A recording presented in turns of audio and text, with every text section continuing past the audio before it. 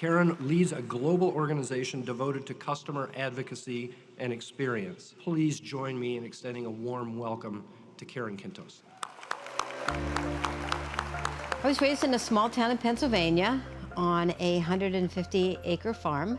But one of the things that my parents always taught us were the core values and priorities: family and faith, working hard, giving back, and really just having a sense of purpose in your life and doing the things that you really, really loved. I was fortunate my senior year to be hired as a summer intern at Merck. And that's where I met my husband, Tony. We've been married for 35 years. We have 3 amazing children, Alex, Carmela, and Ellie.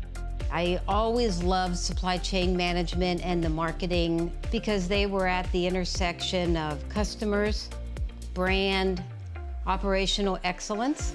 And when you layer technology on top of those, you could do amazing things. I learned leadership very early in my career. Initially as the president of my sorority at Penn State, where I was responsible for leading 100+ girls. And I have always had the amazing opportunity to work for inspirational and unbelievable leaders. When I first met Karen, it was part of a search process we were doing for the Cummins board. And what really impressed me was just how deep she was in some capabilities and skills that are critical to Cummins' future. She's led and built a supply chain organization, and then she went on to lead a customer-facing organization that was one of the best in the world. What I learned about Karen when she started working with us is what a positive force Karen is. I still remember this aha moment that I had when Michael Dell called and offered me the Chief Marketing Officer role at Dell. And the very first question I asked him was, why me? And he paused for about 3 seconds. And he said, because you're the most customer-centric executive at Dell, and you can just get stuff done. She comes in, she's ready to work. She wants to help the company succeed in any way she can. She's got her sleeves rolled up the minute she walks in the boardroom, and she just adds this positive force for change, for improvement, the idea that we can do it to every conversation that you're in. As the most senior woman at Dell, I felt it was my role to speak up.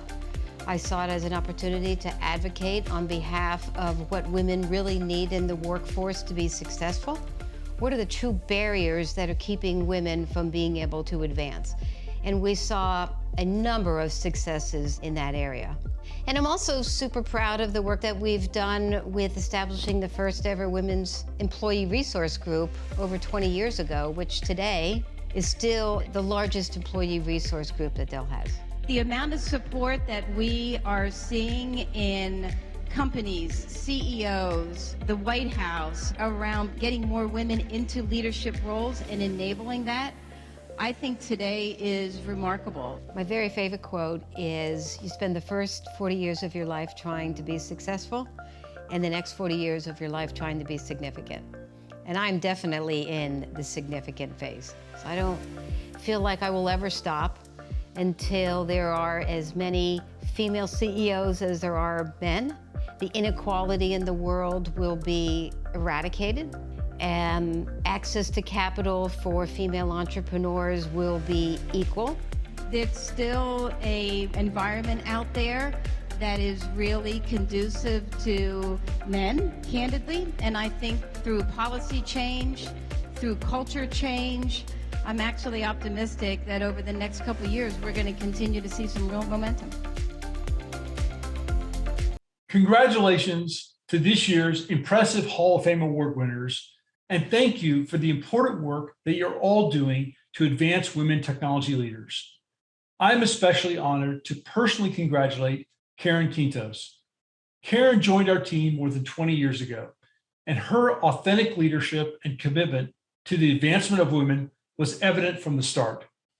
Karen delivered key initiatives for us, including starting our very first Women's Employee Resource Group and leading the Dell Women's Entrepreneur Network.